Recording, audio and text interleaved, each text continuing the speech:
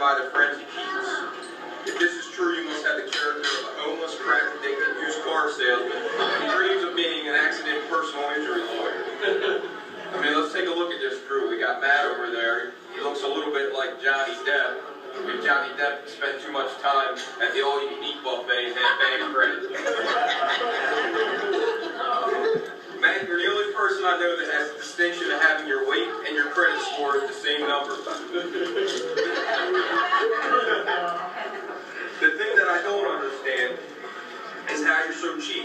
Normally people with jacked up credit actually spend money. As y'all know, Matt is in the car business. You would think logically, being in the car business, he would drive a pretty nice car. Now don't get me wrong, Matt's car was nice when they still made an Oldsmobile Aurora, but only if you were over 65 and on oxygen. I suppose being as cheap as you are does have its benefits, Matt. Since you're too cheap to have a home phone, your creditors can't call and harass you. Now, Matt, you know we all love you, just don't ask us for a loan. Then there's Jerry. Or should I say Jerry Vin Diesel, all buff and big over there. When I met Jerry, he was scrawny, a little scrawny kid. Due to his size and the fact that he's the only one in the wedding party who could kick my ass, I'm just going to give him some friendly advice. Jerry, their steroids are bad. They made your muscles big, all but the most important one. And Brendan over there says you can't afford to get any smaller.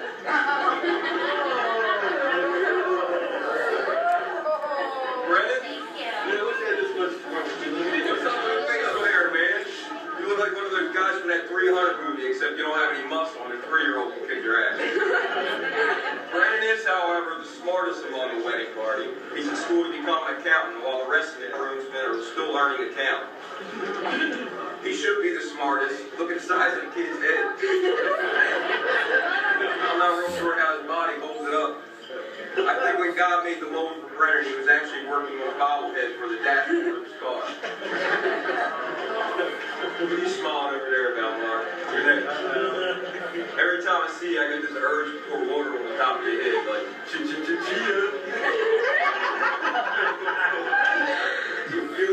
You're the exact opposite of Brennan. Little head, big body. Your shape and color are like a snowman made down there at the school for the blind. And like a snowman, you appear to melt in the sun. Brother, you sweat more than Michael Vick at a dog show.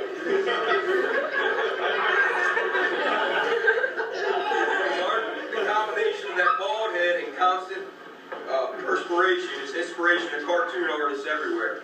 Walt Disney himself could not draw a goofier looking character. You're Elmer Fudd, Dr. Evil, and that Six Flags guy all wrapped into one. If you ever get out of the car business, I'm pretty sure they're looking for an actor for the sequel to Powder.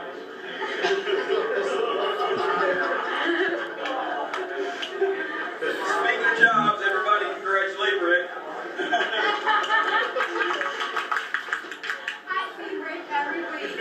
Rick just hired his first job. But I gotta say, it's got to be real tough, Rick, pushing those cars and rolling a toy at the same time.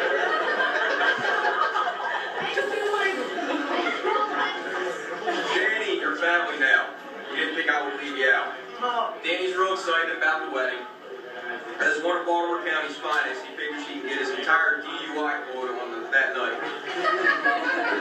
I did hear he was a little disappointed in Frank Amanda when they opted for the cake instead of the donuts.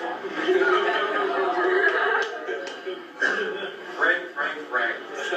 Where do I start? I'm so grateful you moved back from Texas when you did. I would have been so worried about you during that hurricane. The combination of those ears and that rail body, God, Frank's so skinny, you gotta run around in the shower to get wet. Frank's in the car business too, but he has been offered other work as well. I hear Johns Hopkins University offered him a position recently. Apparently all he had to do was stand in front of a high-powered light so the students could see how the human body works.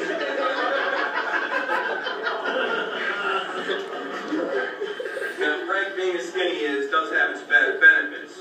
For instance, some body parts appear to be larger than they really are. Isn't that right, Amanda?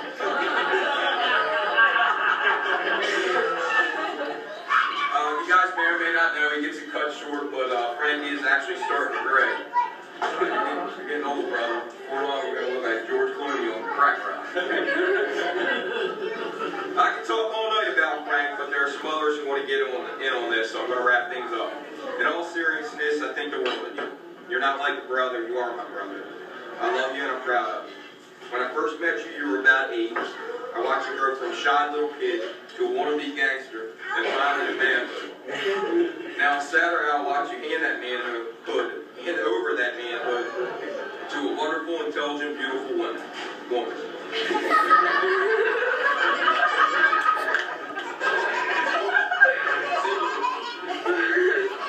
And I'm so happy you become part of the family. And I've got one really important question to ask you. Are you going to keep the balls in the box or a bag? Don't see where Santa keeps it.